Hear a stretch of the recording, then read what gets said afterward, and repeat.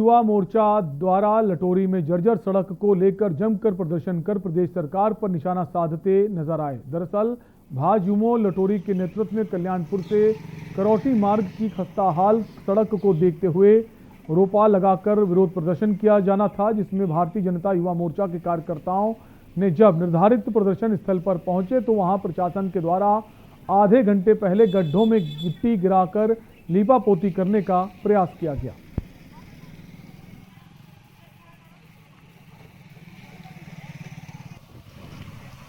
कि प्रशासन तो सबसे पहले क्यों डर गया। युवा मोर्चा जो चाहता था कि रोड का मरम्मत हो जाए, सबसे पहले वो तो मांग पूरा तो हुआ, डर से वो करने को तैयार हो गए। लेकिन आगे अगर रोड का स्थिति अगर अच्छा नहीं रहता है तो युवा मोर्चा आने वाले दिनों में इससे ज़्यादा भयंकर स्थिति में चक्का जाम के साथ उग्र आंदोलन करेगा। जैसा कि हम सब जानते हैं, 15 साल जब भारतीय जनता पार्टी की सरकार इस प्रदेश में थी तो डॉक्टर रमन सिंह जी के नेतृत्व में पूरे प्रदेश में विकास की गंगा बही है। और पिछले 28 सालों में जैसे प्रदेश में छत्तीसगढ़ प्रदेश में विकास रुक सा गया है। ये अपन जो सड़क देख रहे हैं, ये मुख्यमंत्री स्टेट हाईवे के माध्यम से इस सड़क का निर्माण डॉक्टर रमन सिंह जी के नेतृत्व की सरकार में हुआ था। देश भर में भगवान जगन्नाथ की रथ यात्रा निकाली जा रही। छत्तीसगढ़ में रथ यात्रा बड़े ही धूमधाम से मनाई जाती है, लेकिन इस बार किसी भी प्रकार के सामूहिक आयोजन को रोक दिया गया है। छत्तीसगढ़ के मुख्यमंत्री भूपेश बघेल ने वीडियो कॉन्फ्रेंसिंग के जरिए भगवान जगन्नाथ की रथ यात्रा कार्यक्रम में सम्मिलित हुए। रथ यात्रा के दौरान कॉन्फ्रेंसिंग के जरिए पूजा अर्चना कर मुख्यमंत्री बघेल ने प्रदेशवासियों को रथ यात्रा की बधाई और शुभकामनाएं दी।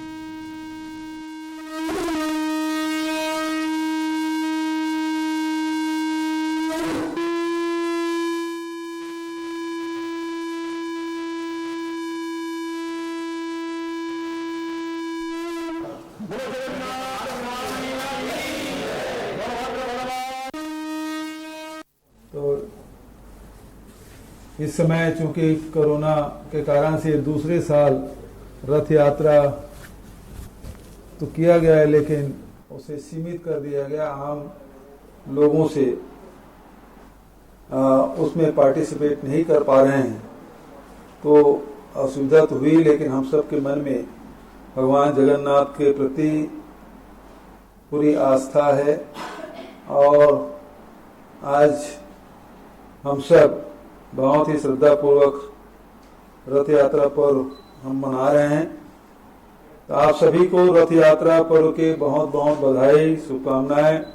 महाप्रभु जगन्नाथ का आशीर्वाद हम सब पर हमेशा बना रहे। भगवान जगन्नाथ उड़ीसा और छत्तीसगढ़ की संस्कृति से समान रूप से जुड़े हुए हैं। रथ दूज का यह त्योहार उड़ीसा की तरह छत्तीसगढ़ की भी संस्कृति का अभिन्न हिस्सा है। छत्तीसगढ़ के राजनांदगांव के मानपुर क्षेत्र के मदनवाड़ा और कोरकोटी में 12 जुलाई 2009 को एसपी सहित 29 जवानों ने शहादत दी थी। नक्सलियों ने जवानों की पार्टी पर हमला कर दिया था। देश की ये पहली घटना थी जिसमें एसपी मुठभेड़ में शहीद हुए थे।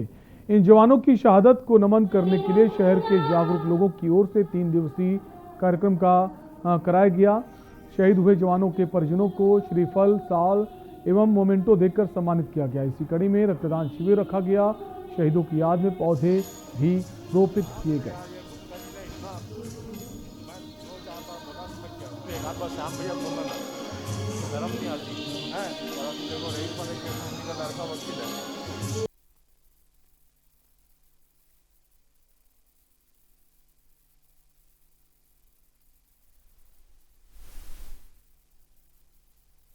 बारह जुलाई 2009 का अंतर्गत 29 जवान हमारा उसका तत्कालीन एसपी साहब श्री शोभा साहब का शहादत हुआ है। उन्हीं का स्मरण में आज यहाँ पे पुलिस लाइन में कार्यक्रम आयोजित किया गया है।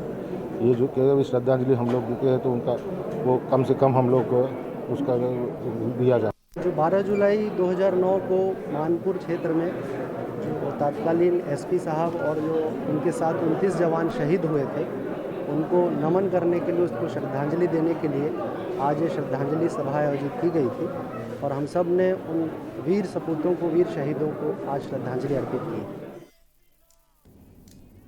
सूरजपुर में अनियमित कर्मचारी संघ के द्वारा नियमितीकरण समेत 5 सूत्री मांगों को लेकर शाम को मशाल रैली कार्यक्रम आयोजित किया गया था, लेकिन प्रशासन के द्वारा संघ के लोगों को धारा 144 का हवाला देते हुए मशाल रैली की अनुमति नहीं दी गई, जिसके कारण संघ के पदाधिकारियों ने कांग्रेस सरकार से अपने नियमितीकरण समेत 5 सूत्री मांगों को लेकर जमकर नारेबाजी की। वहीं तहसीलदार सूरजपुर को मुख्यमंत्री के नाम ज्ञापन सौंपा।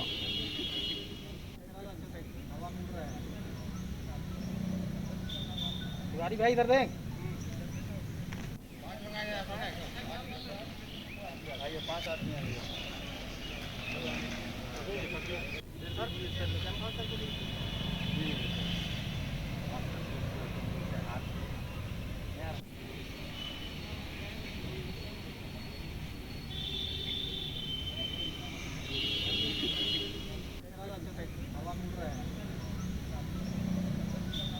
तिवारी भाई इधर दें।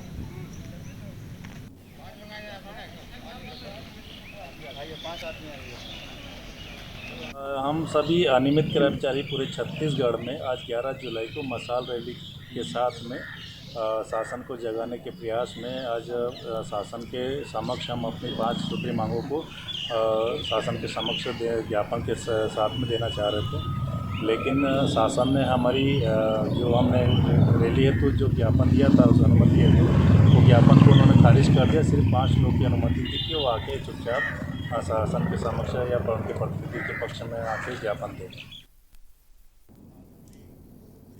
और यहाँ रुकेंगे ब्रेक के लिए, जल्द लौटेंगे। आप देख रहे हैं के न्यूज, खबरों का सारथी। जुबान के लिए उड़ चला गैरों की ज़मीं पर, खुशबू अपनेपन की ढूंढता औरों की ज़मीं पर, मेरी माटी की ये जुबान,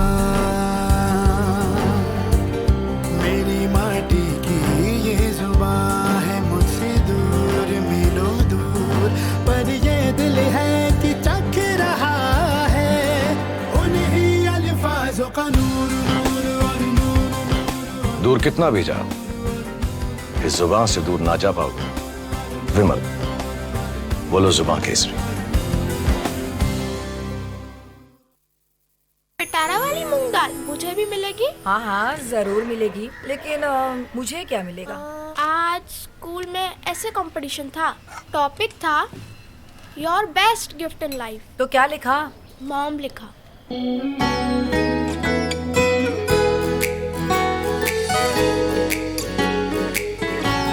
पिटारा, खजाना खास पलों का।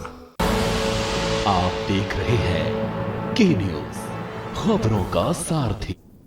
ब्रेक के बाद एक बार फिर आपका स्वागत है। बेमेतरा में लगातार ग्रामीण क्षेत्रों में घंटों बिजली कटौती से ग्रामीण बेहाल हैं। यहाँ किसान नेता योगेश तिवारी के नेतृत्व में ग्रामीणों ने बिजली घर में विरोध किया, साथ ही विद्युत विभाग के अधिकारी को विरोध जताते हुए लालटेन भेंट की।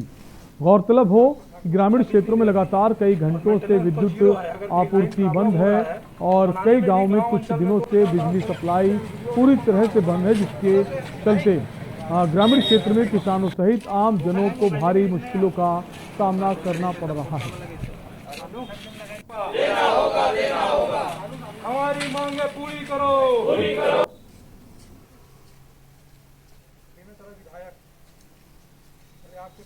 बिजली नहीं रहती है और मेंटेनेंस तो जीरो है। अगर कहीं लाइन प्रॉब्लम हो रहा है तो बनाने में भी गांव अंचल में तो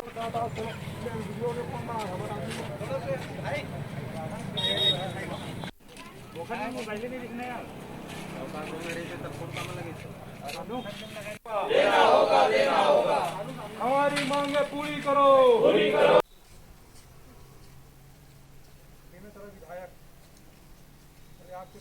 बिजली नहीं रहती है और मेंटेनेंस तो जीरो है। अगर कहीं लाइन प्रॉब्लम हो रहा है तो बनाने में भी गांव अंचल में तो योगेश तिवारी जी आए हुए थे। इन लोग अघोषित बिजली कटौती के नाम पे जो लालटेन भेंट किए इन लोग। सर कहाँ कमी रह गई है, क्यों ऐसा हो रहा है? ये बेसिकली क्या है, बीच में जो लॉकडाउन पीरियड था ना, उस पीरियड में क्या है 11 के का मेंटेनेंस वगैरह प्रॉपरली नहीं हो पाया था। एक उसको हम लोग बाद में किए हैं तो वो थोड़ा स्ट्रक्चर भी हो रहा है। दूसरी बात क्या है, जो स्टाफ की जो कमी है ऐसे कई डीसी हैं, ऐसे कई वितरण केंद्र हैं जहाँ स्टाफ की बहुत कमी है। जैसे प्रताप को बता देता हूँ, एक लाइन स्टाफ है, परमानेंट लाइन स्टाफ, और उसमें 3 संविदा स्टाफ है। कटौती हो रही बेमेतरा जिला में, अभी भी बिजली काट दी जा रही है और एक दिन में 20-20 बार 30-30 बार कटौती हो रही है। अटल ज्योति लाइन में तो बिजली नहीं है, किसानों का उनके सामने फसल की समस्या है। किसी को अगर रोपा लगाना है, पंप नहीं चालू कर पा रहे हैं। सरकार की तो घोषणा थी, चुनाव के पहले उन्होंने वादा किया था कि बिजली बिल हाफ किया जाएगा, लेकिन बिजली बिल तो हाफ नहीं किया, बिजली ही साफ कर दी है। आज बिजली नहीं दे पा रहे हैं, हाफ की और बिल की बात दूर बात, उसके बावजूद लोगों के बिल जो एक बत्ती कनेक्शन उनको 20,000 रुपये दिया जा रहा है, जिनको 5 HP तक का, जिनको मोटर पंप में कनेक्शन में छूट दिया गया है, उनको 10-20 का बिल भेजा जा रहा है। और इसी बीच आपको सीधे हरियाणा ले चलेंगे, जहां गृह मंत्री अनिल विज क्या कुछ कह रहे हैं आपको सुनाते हैं। कि जितने ऑक्सीजन बेड बताए जा रहे हैं, जितने ICU बताए जा रहे हैं, जितने वेंटिलेटर्स बताए जा रहे हैं, वो वास्तव में फंक्शनल हैं या नहीं है। अगर कोई कमी है तो उस कमी को दूर कर लिया जाए। हमने हर बेड तक पाइप्ड गैस लाइन पहुंचाने के निर्देश जारी कर दिए हैं। और भी जो जो आवश्यकताएं हैं, हम उन सब पर ध्यान दें। सर, नए DGP के लिए जो पैनल है वो दोबारा चयन। सर, डायल बर्मन 2 का आज उद्घाटन भी किया है आपने, फिल्म साहब के साथ वहाँ पे मिलके, और आपका खुद का भी ये प्रोजेक्ट रहा है, इसके लेकर क्या? देखिए, हमेशा लोगों को ये शिकायत रहती थी कि पुलिस मौके पर टाइम से नहीं पहुंचती है। आज डायल 112 की शुरुआत करके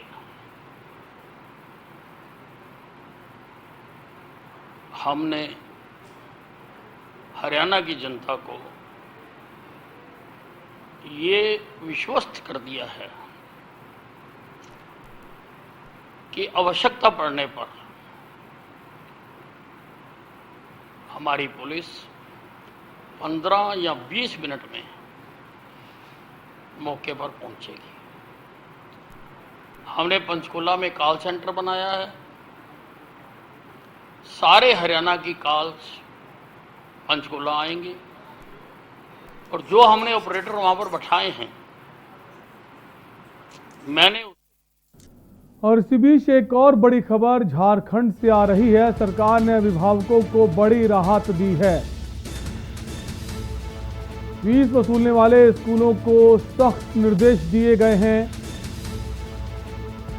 लॉकडाउन के दौरान नहीं ली जाए फीस, ऐसा कहना है शिक्षा मंत्री का। झारखंड से बड़ी खबर, शिक्षा मंत्री ने स्कूलों को निर्देश दिए हैं।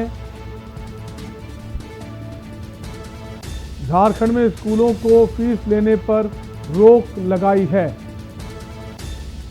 लॉकडाउन में राज्य भर के स्कूल अब फीस नहीं लेंगे।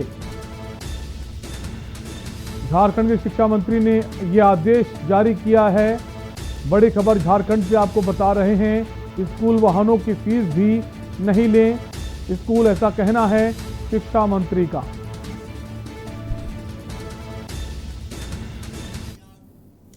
और यहां रुकेंगे छोटे से ब्रेक के लिए, जल्द लौटेंगे।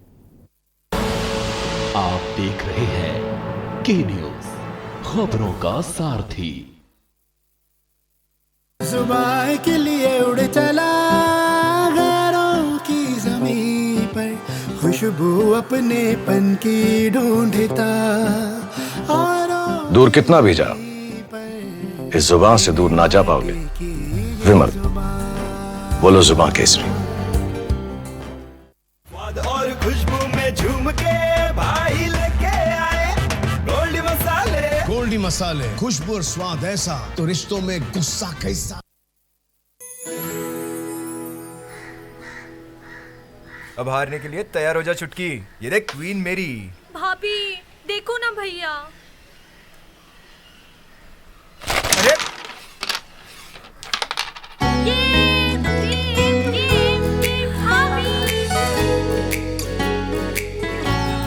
पिटारा, खजाना खास पलों का। आप देख रहे हैं के न्यूज, खबरों का सारथी। और ब्रेक के बाद आपका स्वागत है। इसी बीच एक बड़ी खबर पटना से आ रही है, जहां पर मानसून सत्र का ऐलान किया गया है। बिहार में विधानसभा मानसून सत्र का ऐलान किया गया है। 26 से 30 तारीख तक मानसून सत्र चलेगा। बड़ी खबर पटना से, विधानसभा स्पीकर विजय कुमार ने इसका ऐलान किया है। कोविड तैयारी को लेकर गंभीरता से चर्चा होगी। तो पटना से बड़ी खबर, बिहार विधानसभा मानसून सत्र का ऐलान किया गया है। 26 से 30 तारीख तक मानसून सत्र चलेगा। विधानसभा स्पीकर विजय कुमार ने ये ऐलान किया है। कोविड की तैयारियों को लेकर गंभीरता से चर्चा की जाएगी। बड़ी खबर पटना से, जहां बिहार विधानसभा मानसून सत्र का ऐलान किया गया है। अब 26 से 30 तारीख तक ये मानसून सत्र चलेगा। विधानसभा स्पीकर विजय कुमार ने ये ऐलान किया है।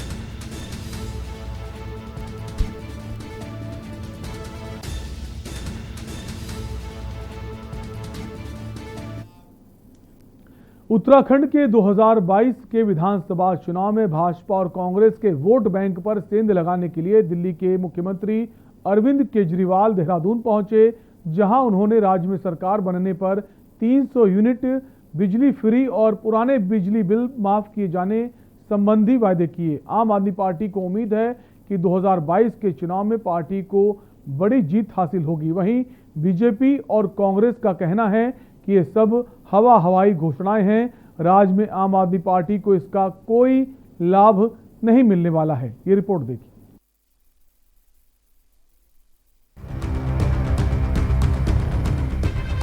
उत्तराखंड के 2022 के विधानसभा चुनाव में भाजपा और कांग्रेस के वोट बैंक पर सेंध लगाने के लिए आम आदमी पार्टी के राष्ट्रीय संयोजक एवं दिल्ली के मुख्यमंत्री अरविंद केजरीवाल एक दिवसीय दौरे पर रविवार को दून पहुंचे। इस दौरान उन्होंने लोक लुभावन घोषणा कर वोट साधने की पुरजोर कोशिश की। उन्होंने उत्तराखंड के लोगों से 300 यूनिट बिजली फ्री और पुराने बिजली बिल माफ किए जाने संबंधी वादे किए। आज बिजली के क्षेत्र में 4 बातों की गारंटी देके जा रहा हूं। पहली चीज, जैसे दिल्ली में करके दिखाया वैसे ही उत्तराखंड के अंदर हमारी सरकार बनेगी। 300 यूनिट बिजली तक हर परिवार को मुफ्त बिजली दी जाएगी। दिल्ली में 200 यूनिट बिजली मुफ्त मिलती है। 200 से 400 यूनिट के बीच में हाफ मिलती है, हाफ रेट पे। वहीं अरविंद केजरीवाल के इस ऐलान से बीजेपी और कांग्रेस में खलबली मच गई है। हालांकि दोनों ही दल इस घोषणा को हवाई बता रहे हैं। बीजेपी प्रदेश उपाध्यक्ष डॉक्टर देवेंद्र भसीन का कहना है कि केजरीवाल मॉडल दिल्ली में पूरी तरह से फेल हो चुका है। वहीं कांग्रेस प्रदेश अध्यक्ष प्रीतम सिंह का कहना है कि उत्तराखंड में पहले भी कई दलों ने चुनाव लड़ने की कोशिश की, लेकिन आज उनका अस्तित्व भी नहीं है। यही हाल आम आदमी पार्टी का भी होने जा रहा है। अरविंद केजरीवाल की इस घोषणा से आम आदमी पार्टी का कोई लाभ नहीं मिलेगा। कोरोना काल हो या उससे पहले उत्तराखंड से पूरी तरह गायब रही आम आदमी पार्टी के नेता श्री अरविंद केजरीवाल अब विधानसभा चुनाव से पहले उत्तराखंड की जनता को जो झांसा देने की कोशिश कर रहे हैं उसमें वे कामयाब नहीं होंगे।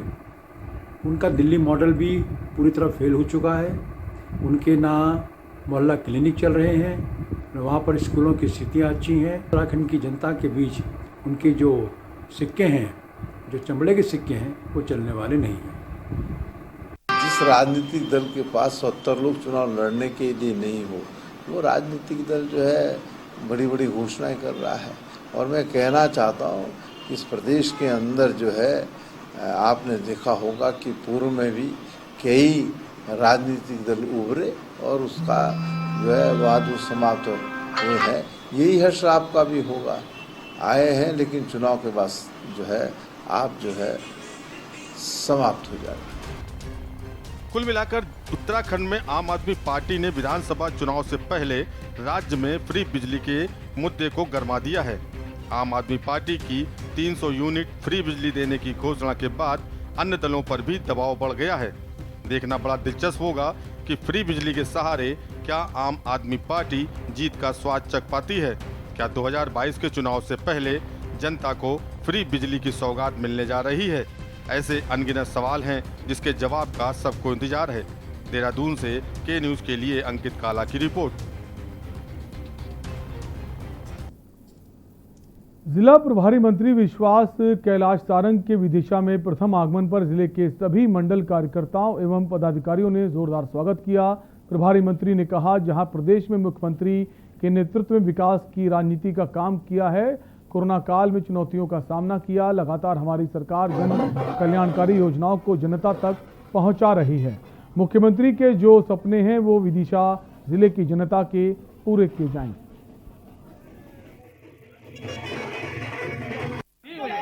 जिस प्रकार से हमारी सरकार कल्याणकारी राज्य की स्थापना करने वाली सरकार है, मध्य प्रदेश के यशस्वी मुख्यमंत्री शिवराज सिंह चौहान जी के नेतृत्व में मध्य प्रदेश में जहां हर एक चुनौती को स्वीकार करते हुए विकास और कल्याण की राजनीति को आगे बढ़ाया है।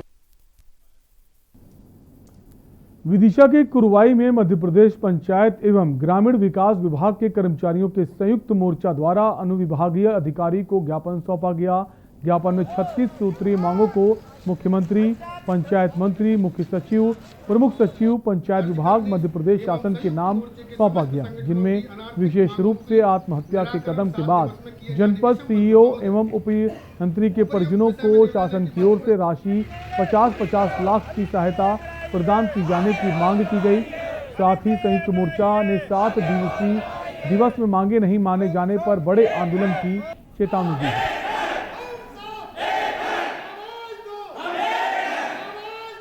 मध्य प्रदेश पंचायत एवं ग्रामीण विभाग के 12 संगठनों द्वारा एक संयुक्त मोर्चा का गठन हुआ है विगत दिवस, जिसमें मुख्य मांग हमारी खरगोन जिले से आदरणीय हमारे मुख्य कार्यपालन अधिकारी सीओ सर ने फांसी लगा ली और एक धार जिले के उपयंत्री महोदय ने फांसी लगा ली, क्योंकि अत्यधिक कार्य का वजन होने के कारण वरिष्ठ अधिकारियों के दबाव के कारण ये कदम उठाया है।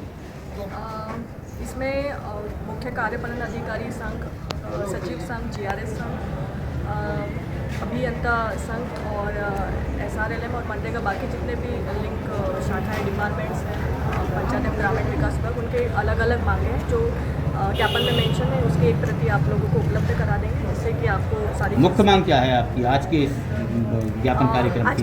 आज के इसमें ये है कि जो लगातार कामों को लेकर दबाव बनते जा रहा है और समय सीमा बहुत कम दी जा रही है, इसी के चलते हमारे एक CO जनपद को और एक सब इंजीनियर को सुसाइड भी करना पड़ा है।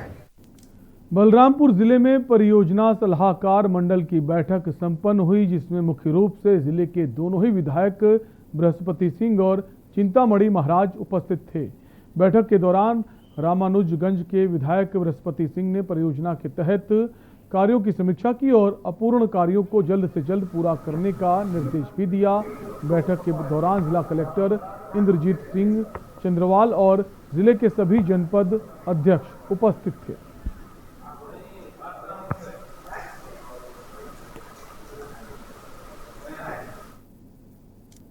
देश डेली में आज के लिए इतना ही। बाकी तमाम खबरों के लिए बने रहिए के न्यूज़ इंडिया के साथ। नमस्कार।